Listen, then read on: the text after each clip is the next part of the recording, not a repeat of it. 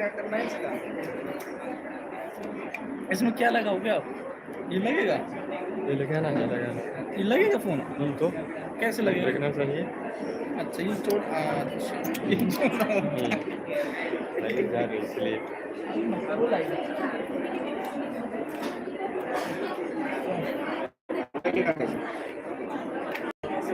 इस इधर करते और लॉक करना है बस। हाँ अभी इसको लॉक कीजिए। लगे जब होगा लॉक लगाएंगे।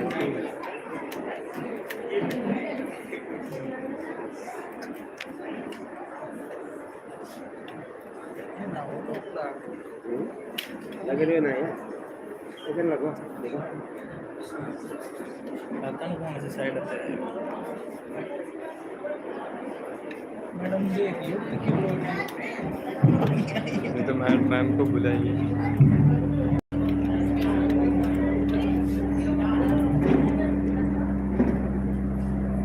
बुलाने नहीं जाते, वो लगा दिया। अब क्या लगे? अब करना है। अब लग गया। उठाइए उठाइए। ये डंडी नहीं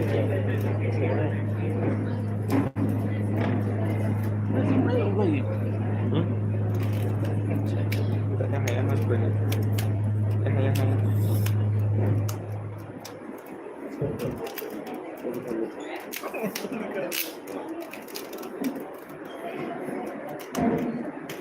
अब वहाँ जाना पड़ेगा, यहाँ रहोगे। इतना बड़ा कैसे आएगा? मतलब ही नहीं बड़ा। हाँ ऐसे रख सकते हैं, ऐसे तो आएगा नहीं।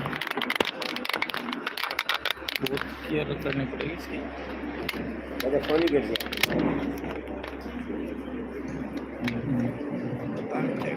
इससे एक मार लेना ऐसे।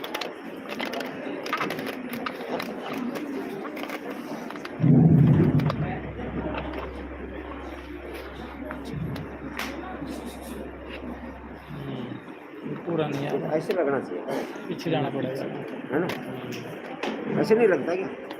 नहीं ऐसे देखने आप ऐसे करें, साइड से करोगे तो आ जाएगा। हाँ ठीक है।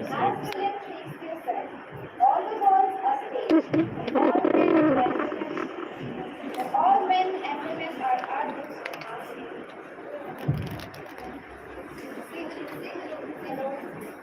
Hello.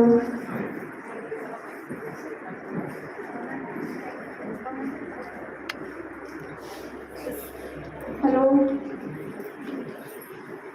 As William Shakespeare said, all worlds are stage, and all men and women are artists who has to play the character and exit after playing their part. A very cheerful morning to everyone. I would like to extend a warm welcome to our respected manager, Reverend Father Anthony Andrade S.J., the principal, Reverend Father Sabin K. Thomas S.J., the treasurer, Reverend Father Sebastian S.J., the administrator, Reverend Father Anthony Arul S.J., the vice principal, Sister Prima FSLG, Sister Sujatha FSLG, respected judges, brothers, sisters, teachers, and dear audience. I, Antima, with my co-host Subhashri, are here for today's event. We cordially and enthusiastically welcome you all to One Acre Festival 2022-23 for classes 9 to 12. Times of India has aptly described one-act play as a play where the characters are right, the comic inventions are inspired, and each episode is like a beautifully crafted picture. One-act play ends, here it begins, written in a concise manner, no breaks in the action, single settings, and few characters are the essence of these kind of play. We are here to take you to the journey of One Acre Play Festival after a long-waited interval due to वैसे ही रख COVID. सकते हैं तब। When we pray, God hears us more than we say, in His own time and His own way. So let's start this event wholeheartedly with God's ऐसे कहीं blessing. लिख सकते हैं मतलब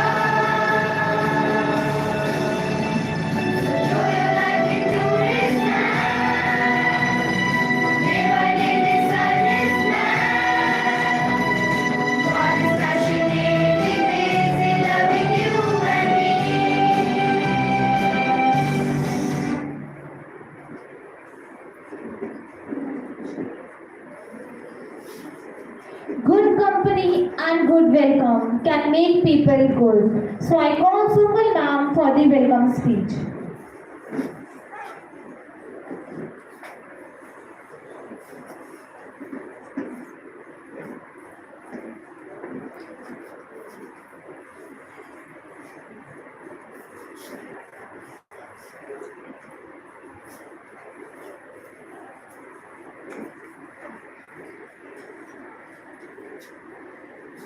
Welcome every morning. Welcome every morning with us.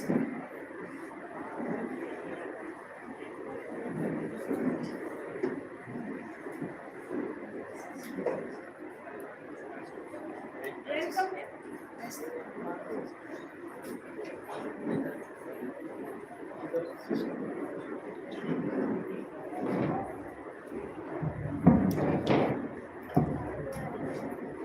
Welcome every morning with a smile.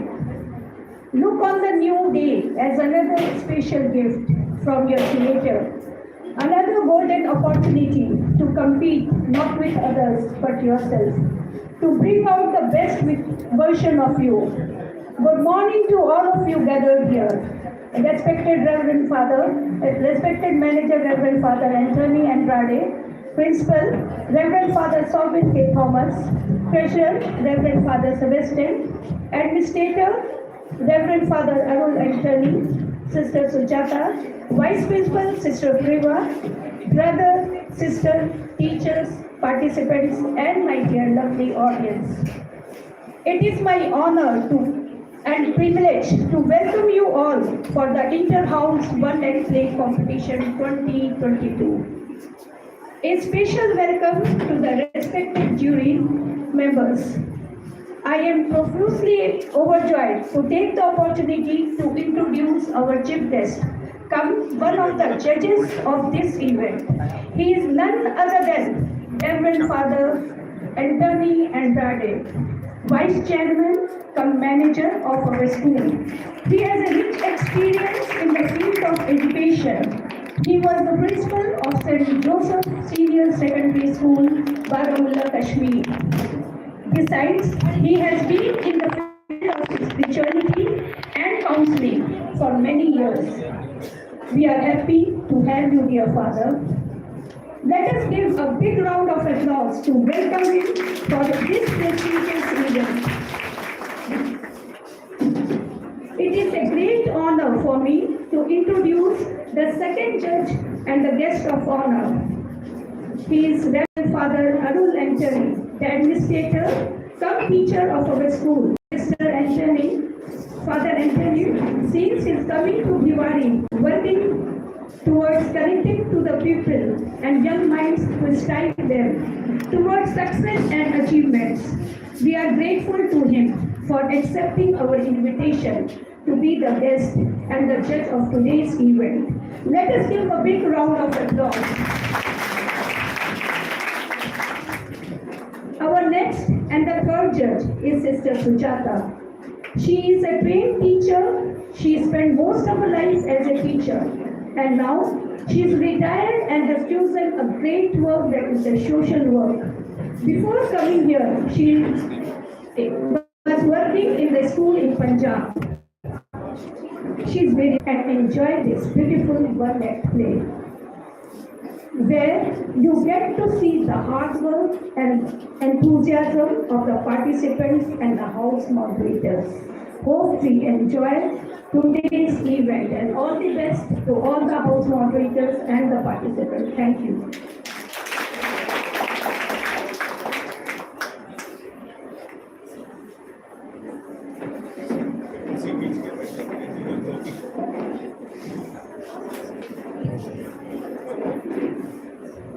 For our today's event, first judge would be Father Anthony Andrade.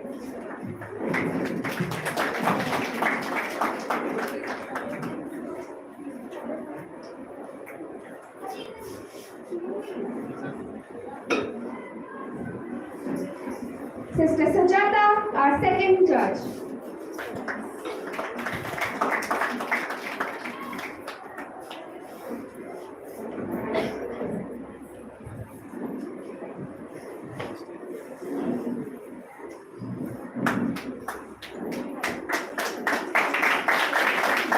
Father Aaron and me as our third judge.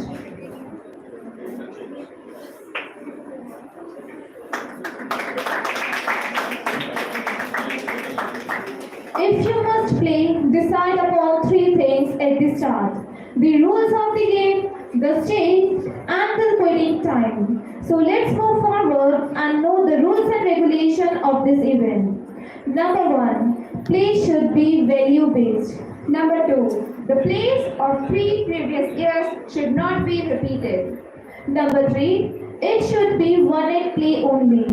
Number 4. The number of participants can be 15 to 20. Number 5. The total time duration on stage is 35 minutes. This includes presentation of the play, for the stage setup, and read by MC and leaving the stage.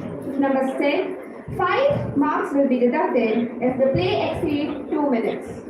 Number 7. Modest and decent dress code has to be followed by the MC, and appropriate and disciplined dress should be worn by characters. The efforts of the participants will be awarded in the following categories. Number 1. Best actor male. Number 2. Best actor female. And number 3. Best MC. And the best place will be awarded for the following: first, second, and third prize. These are the rules and regulations for today's event. Hope it is understandable by all. We all have a choice. We all have a say. We are here, the spectators of life. We get in and play. Which we choose. How we handle life games, the choice is ours. No one else is to play. So I call Yellow House with their play, The Night of January 16. The Night of January 16 is a theatrical play by the Russian-American philosopher and writer Ayn Rand. On one level, The Night of January 16 is a totally gripping drama about the rise and destruction of a brilliant and ruthless man. On a deeper level, it is a super dramatic objectification of the writer's vision and human strength and weaknesses. I call Yellow House MCs to take over the mic.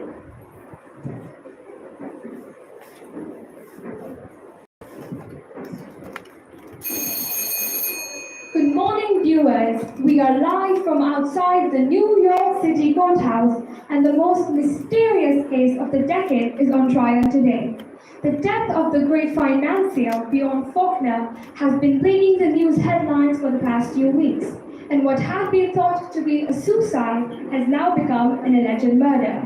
Sources tell us that prime suspect Karen Andre has been the alleged mistress of Mr. Bjorn for the past 10 years. Both attorneys think that they have a strong case, but it remains to be unseen how the case will unfold.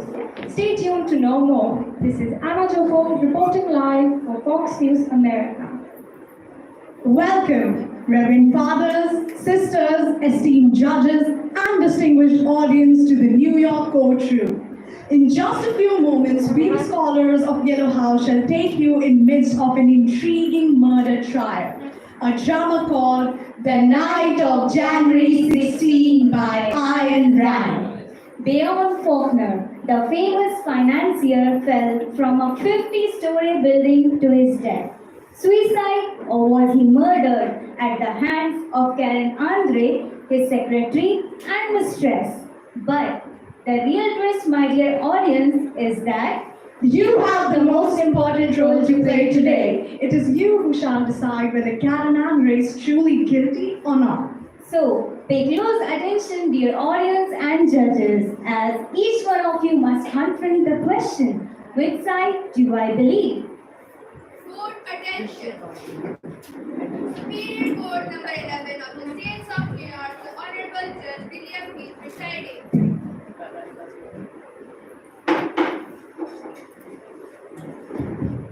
The people of State of New York versus Karen Andre. Ready, Your Honor. Ready on. The district attorney may now proceed. Your Honor, ladies and gentlemen of the jury, on the 16th of January, near midnight, Bjorn Faulkner fell 50 stories from his luxurious penthouse. A suicide, we were told. 2 women ruled his life and death. Here is one of them, ladies and gentlemen. Karen Andre, his efficient secretary and notorious mistress. But 6 months ago, Faulkner came to America to get a loan and save his fortune, but found salvation in his young bride, Nancy Lee Faulkner. He dismissed Karen Andre. He was through with her. But ladies and gentlemen, one is not easily through with a woman like Karen Andre. We can only guess at what hatred and revenge smothered in her heart. Bjorn Faulkner did not kill himself. He was murdered. Murdered by the very delicate and capable hands which you see here before you. That, ladies and gentlemen, is what we are going to prove. Our first witness is Dr. Copeland. Dr. Copeland.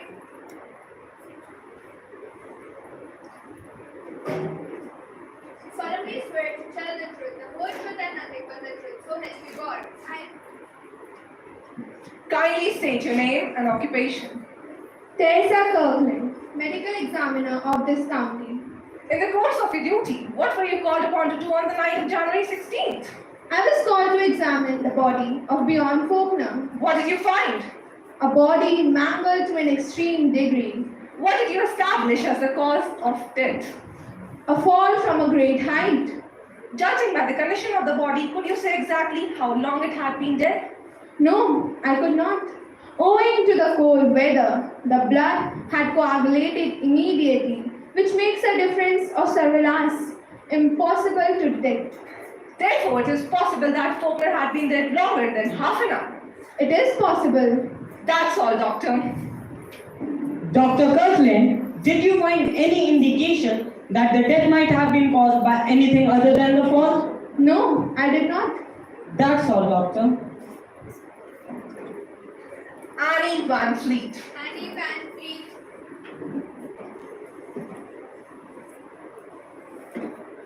Solemnly swear to tell the truth, the whole truth and nothing but the truth. So help you God. Your name and occupation. Annie Van Fleet, private investigator. By whom were you hired to shadow Bjorn Faulkner? By Nancy Faulkner. What were Mr. Bjorn's whereabouts on the night of January 16th? I was waiting outside the Faulkner's building. At 10:30 p.m., Mr. Faulkner gets out of his car and helps Miss Andre. There were two other gentlemen with them. One of them seemed to be drunk. He wasn't able to walk properly. Mr. Faulkner and the other man had to help him. Then all four of them entered the building. Then what did you do? I waited. Nothing happened for 15 minutes. The man who I had seen to be drunk comes out.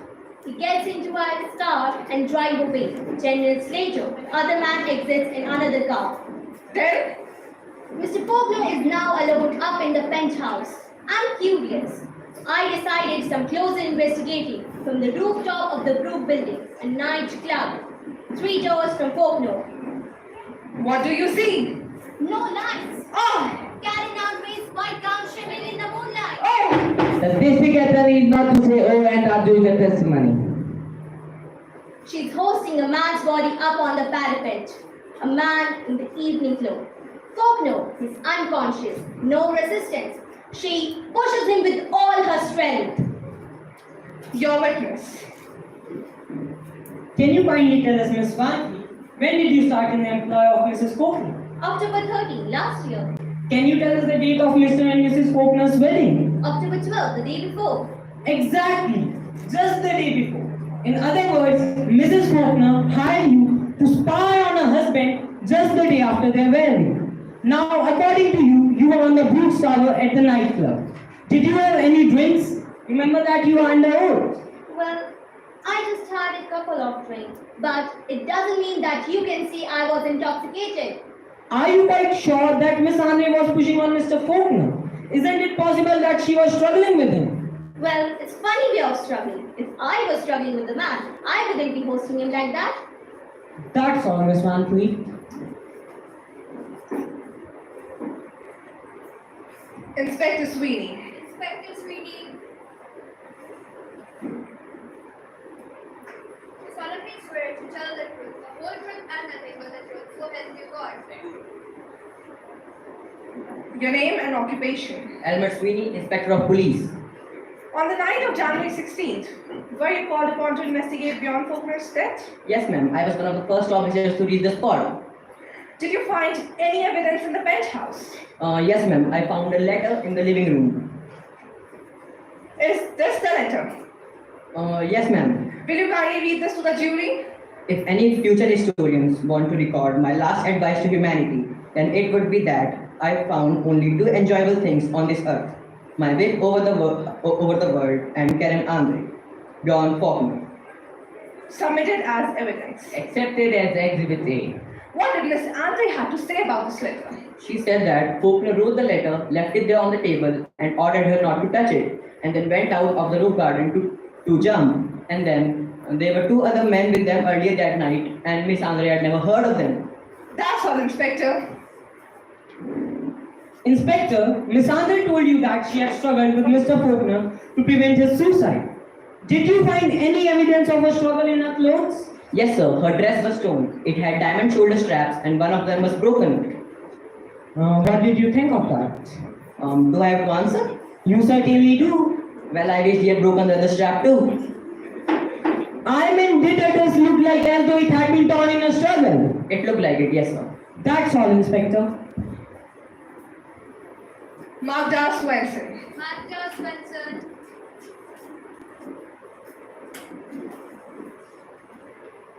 Solemnly swear to tell the truth, the whole truth, and nothing but the truth, so help you God.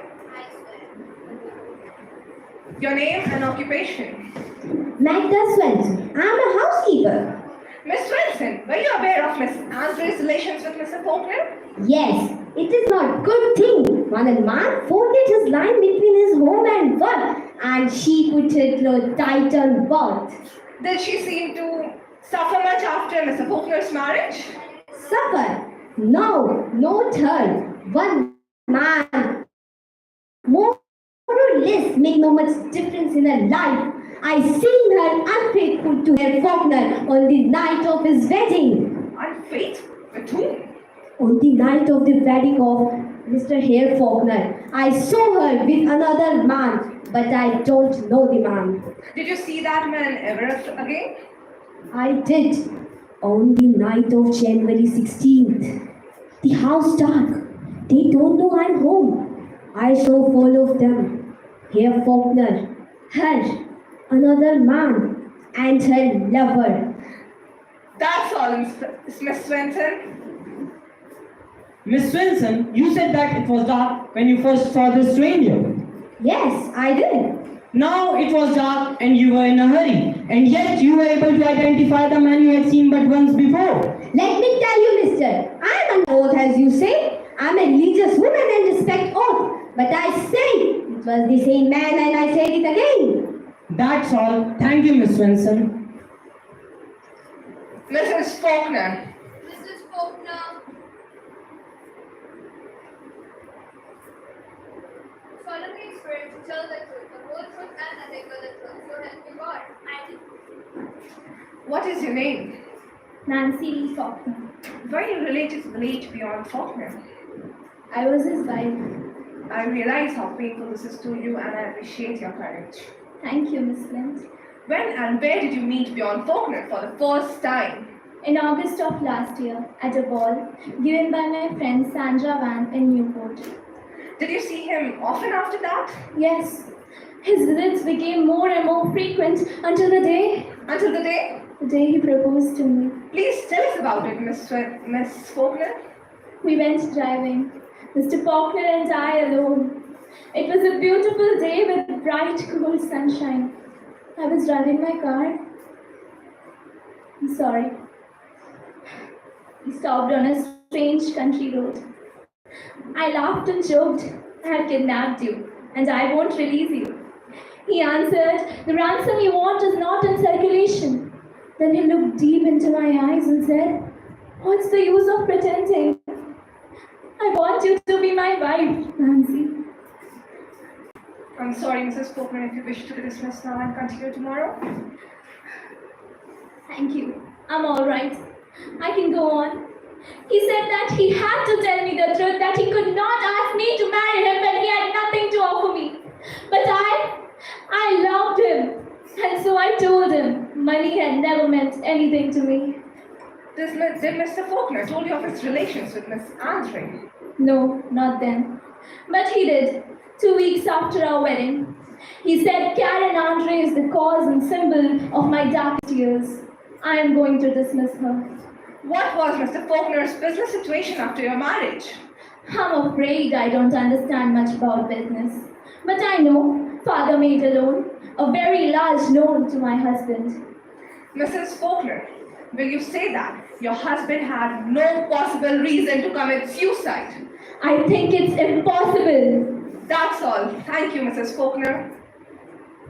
Mrs. Faulkner, why did you hire a detective to spy on your husband? I didn't hire a detective to spy on my husband. I hired her to protect Mr. Faulkner. Mr. Faulkner was threatened by a gangster, Guts Regan. I was worried, so I hired Miss Van Fleet to keep a watch on him. I did it secretly because I knew Mr. Faulkner would object. You said that Mr. Faulkner told you that he never wanted to see Miss Andre again. Yes, he did. And yet he called on her after his marriage. He called on her often. How can you explain it? I cannot explain that. How can I know what blackmail she was holding over his head? One last thing, Mrs. Faulkner. I want you to state here under oath that beyond Faulkner loved you. Beyond Faulkner was mine. That's all, Mrs. Faulkner. No, that's not all. Ask her one more question, Stevens. Ask her whether she loved him. I did, Miss Andre. Then how can you speak of him as you did? How can you sit here and lie about him when he can't come back to defend his wife? Why should I be questioned by the murderers of my husband? I'm sorry. Why, please? That's all. One of us is lying, and we both know which one. District Attorney may proceed. If Your Honor please, the prosecution has one more witness to introduce. Mr. John Graham Whitfield. John Graham Whitfield.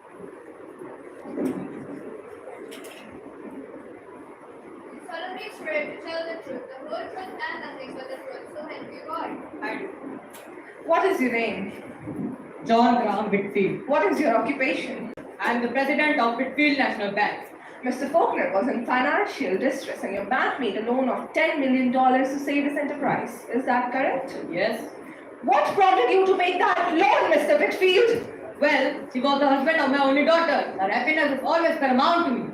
Thank you, Mr. Whitfield. That is all. Mr. Whitfield.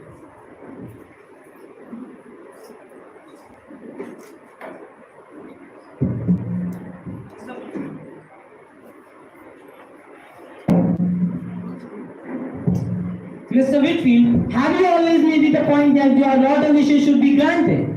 I can proudly say yes. When she or you desire anything, you don't stop at the price, do you? We don't have to. Then would you refuse to buy her man she wanted? Mr. Whitfield, we object! Objection sustained. Mr. Whitfield, could you say that your money had nothing to do with Mr. Faulkner dismissing on Karen Andre? That no ultimatum was given to him? You are quite mistaken in your insinuation. My daughter is no more jealous of Miss Andre, and she would be of Mr. Faulkner's soil soft. I would be careful of statements such as these, Mr. Whitfield. Remember that your daughter paid the price for what Miss Andre got free. Your Honor! You got damned! You know who I am! You know that I am the like a cockroach! The actors man here better! That is what I wanted to prove. That is all. Thank you, Mr. Whitfield. Your Honor, the people rest. Our first witness will be Jane Chandler. Jane Chandler.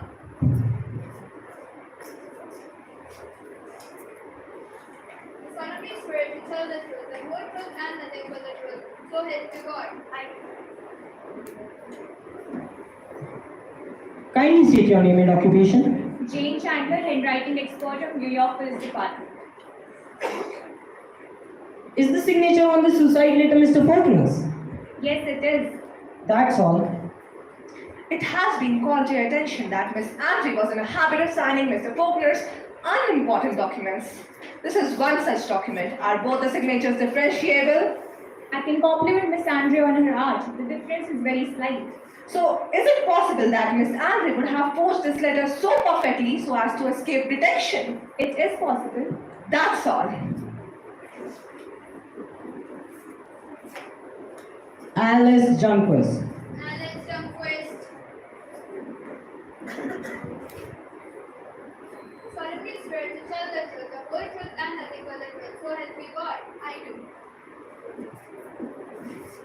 What is your name and occupation? Alice Dunquist, I have been secretary to Mr. Faulkner ever since Miss Andre was fired. Did Mr. Faulkner had any enemies in his professional life? Oh, he had many. A great man like Bjorn Faulkner does not get on the top without making a few enemies along the way. Take a look at his own father-in-law. I know for a fact Mr. Whitfield do not like Mr. Faulkner. That's all, Miss Dunquist. Your witness. No questions, Your Honor. Karen Andre. Parents, Andre. You solemnly swear to tell the truth, the whole truth, and nothing but the truth, so help you God. That's useless. I'm an atheist. Witness has to affirm regardless. I affirm. What is your name? Karen Andre, How long have you been secretary to Mr. Faulkner before you were dismissed? 10 years. When did Mr. Faulkner told you that he had fallen in love with Miss Nancy? Love? Beyond did not marry her for love. She made it obvious that she was greatly interested in him. Then one day he came to me and said that the only way to free us from our financial troubles was to marry Nancy Whitfield. He asked, will that change things between us? And I said, no. Had Mr. Faulkner proposed to Miss Whitfield? No! She had proposed to him. He told me about it. She took him for a drive and stopped on a lonely road. She said that they were lost. Then she turned to him, point blank, and said, what's the use of pretending? I want to be your wife. You don't want me and I know that. But I pay for what I want and I have the price. He asked, and what is the price? She said, I'll convince my father to extend you $10 million loan, which you need to save your business. It's a lie! It's a shady lie! How can you? Silence! Anyone disturbing the proceeding will ask to leave the courtroom. Why did Mr. Faulkner dismiss you after 2 weeks of his wedding? He was forced to do that. Whitfield refused to advance the money he had promised. It was Nancy's ultimatum. I had to be dismissed. And did Mr. Whitfield grant the loan after you were dismissed? No, he refused it again. He didn't grant it, so Bjorn took it. What do you mean took it? By forging Mr. Whitfield's signature of $25 million worth of securities. I helped him do it. Did this help Mr. Faulkner? Only temporarily. $10 million weren't enough. He knew it was the end. But he was not afraid of the world. He had to fight its every law. He was going to leave it when and how he pleased. He was. Dad, I told you to Larry, keep quiet, please, keep quiet, you promised to tell me. Dad, your sacrifice is useless. Your Faulkner is dead. He's dead? Yes. Didn't you know that, Miss Andre? Bjorn, dead? Please take the company from him. Finally take your phone.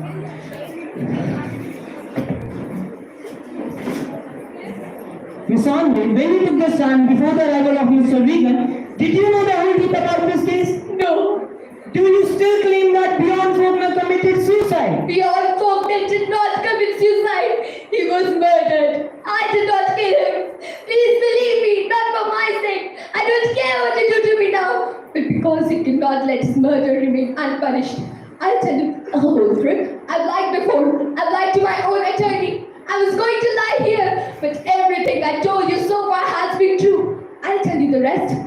I told you that he was going to leave the world, but he was not to kill himself. I did throw a man's body off the penthouse, but that body was dead before I threw it. It was not Bjorn Faulkner. Please tell us the whole truth, Miss Andre. The shady dealings of his business were coming to light. We had defrauded many clients. Bjorn wanted to escape and go to Buenos Aires with me and the $10 million. Regan wanted to help us. He loved me, so he could do anything for me. What was the plan, Miss Andre? On the night of January 16, Bjorn and I left the penthouse together and went to Regan's. He'd already arranged for the corpse that had same heights, measurements, and hairs as Bjorn. Regan did not kill him. Some rival gangsters did. That night, as the private investigator said, there were 4 of us. Me, Bjorn, Regan, and the drunk man who was actually the corpse that Bjorn and Regan carried to the penthouse. Bjorn wrote the suicide letter and left. A few minutes later, Regan left too. They were both heading to a private airplane that Regan would fly to Buenos Aires with Mr. Faulkner. After they had left, I tore my dress to make it look like a struggle. Then I was supposed to leave New York after this trial and go to Buenos Aires to my beyond, but he is truly dead. That is always Andre. I must confess, Miss Andre, that you have done all my work yourself. There is not much left for me to do. Now tell us, who knew about the transfer of $10 million to Buenos Aires? Only beyond myself and Regan. Tell me, Miss Andre, what proof do you have that you and your gangster never didn't kill Bjorn Faulkner in the penthouse that night so you two could get the $10 million nobody knew about? Your Honor, we object! Objection sustained. You have heard it testified that Bjorn Faulkner had no reason to commit suicide. He had found happiness in his wife and you hated him for it, didn't you? You're wrong. That's all. Lawrence Regan. Lawrence Regan. The solemnly swear to tell the truth, the whole truth and nothing but the truth, so help you God. Lawrence Regan, what happened on the night of January 16? It all got as Miss Amda told. She knows half of the story. Half of the story I know. I left 10 minutes after Faulkner did from the penthouse. We had taken different routes so as to avoid suspicion. Faulkner was to get there first and wait for me. But when I got there, the plane was gone and so was Faulkner. I saw a suspicious empty black sedan nearby. So I smashed the window and tore to the back seat. Hours later, a man appeared and he yelled at me. He asked me, "Who are you? What are you doing here?" I asked him in turn, "Where's Bjorn Faulkner? Is he alive?" He simply said, "Go ask him yourself." And he took out a checkbook from his pocket and gave me a $5,000 check to keep my mouth shut. Here it is. I offer this check in evidence. What's all this nonsense? Who was the man? Kindly read the check. January 17. Paid to the order of Lawrence Regan, a sum of $5,000. Signed, John Graham Whitfield. It's an Silence! If there are any more demonstrations of this kind, I shall order the courtroom cleared. We offer this check in evidence. Objection! Objection overruled. Admitted in evidence. Then did you try to find Mr. Faulkner? I immediately flew to Bjorn's head to search for him, but he was not there. So I came back to New York. And yesterday I found the plane. It was half burned and there was a burst area in it. Its height was the same as Faulkner's. That's all, Mr. Regan. Now, Mr. Lawrence Regan, what would you do to a man who would take this woman you love so much and hurt her? I would cut his throat, that's all. You would! And you expect us to believe that you, that's Regan, gangster, outlaw, scum of the underworld, would step aside with a grand gesture and throw the woman he wanted into another man's arms? Your Honor, I love her. You did! You told it on the blackmail plot on his head! Got any proof of that? Her association with you is the best proof! objection! Sustained. How do you kill Bjorn Faulkner in the penthouse that night? Objection! Sustained. What proof do you have that the body which fell off from the Faulkner building was not Bjorn Faulkner? In fact, the body found in the burn plane was Bjorn Faulkner. What proof do you have that you are not lying here just to save your dear Miss Andre? What proof do you have that you are not lying? You have heard her tell us that you can do anything for her and that you would lie for her. Where's the proof, Mr. Regan? Miss Flynn, I love her, but she loved Mr. Faulkner. That's the only proof. That's all. John Graham Whitfield. John Graham Whitfield.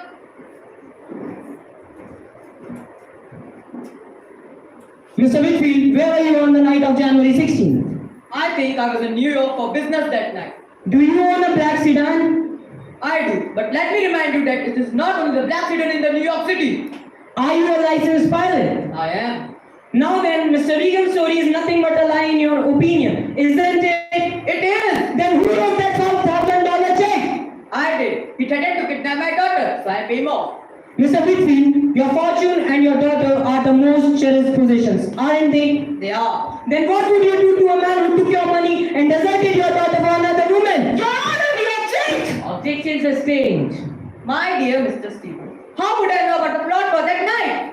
Did you not know that he transferred $10 million to Buenos Aires? I never heard of it. That's a lie. He killed Bjorn Faulkner. You can guess what kind of person are you? Please take the stand, Ms. Junquist. He killed Bjorn Faulkner because he lied. He knew about the $10 million. Whitfield? He asked me many times about the $10 million. Where it was spent. I didn't know it was secret. That day, I told him about Buenos Aires. That day at noon, January 16th. You told Whitfield at noon. I did. God has pity on me. I would give my life for Mr. Faulkner and I helped to kill him. That's all, Miss Junquist. Were you alone with Mr. Whitfield when you told him about the transfer? Yes. Then it's yours against Mr. Whitfield. Yes. That's all. The defense rests. Very well. The both attorneys may conclude with the proceeding statement.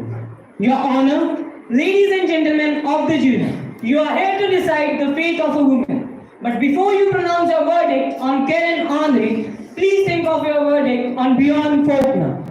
If you believe that he was a man who would bow, renounce and repent, then she is guilty. Who is on trial in this case? Karen Andre? No, it's you, ladies and gentlemen, who is on trial in this case. It's your very own souls that will be brought to light when a decision is rendered. So, audience and judges, what do you think? Is Miss Andre guilty or not? All those who believe that Karen Andre is not guilty may raise their hand. Judges, please tell your verdict.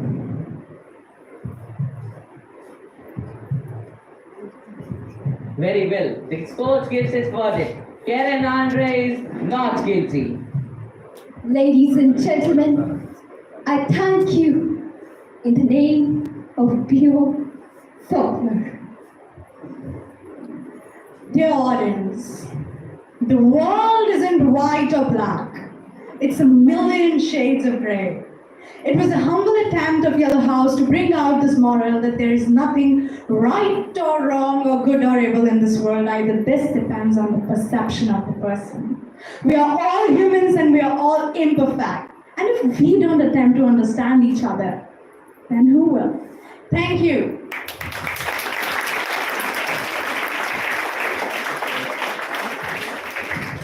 I hope you all enjoyed this play. I shall now introduce you to the cast.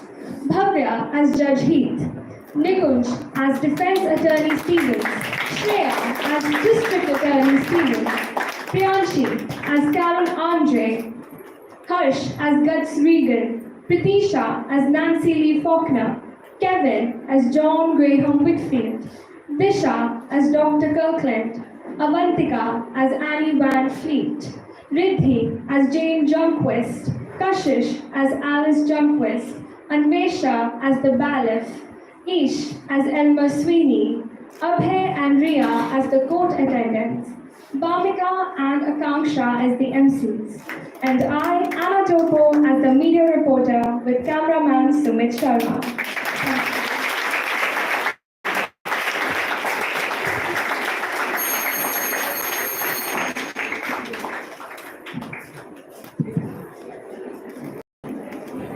Excellent performance, guys. You nailed it. Now, let's break the pellets of emotions, drama, and have fun-filled performance.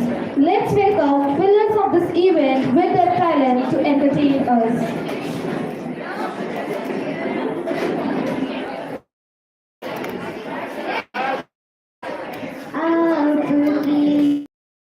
नजरों ने समझा प्यार के काबिल मुझे दिल की है धड़कन ठहर जा मिल गई मंजिल मुझे आपकी नजरों ने समझा जी हमें मंजूर है आपका ये फैसला जी हमें मंजूर है आपका ये फैसला कह रही है हर नजर बंदा परवर शुक्रिया हंस के अपनी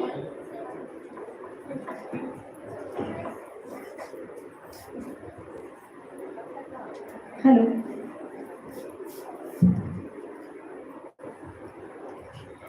आपकी नजर समझा, प्यार के काबिल मुझे दिल की ये धड़कन ठहर जा, मिल गई मंजिल मुझे आपकी नजरों ने समझा। जी हमें मंजूर है आपका ये फैसला, जी हमें मंजूर है आपका ये फैसला। कह रही है हर नजर बंदा परवर शुक्रिया, हंस के अपनी जिंदगी में कर लिया शामिल मुझे, दिल की ये धड़कन ठहर जा,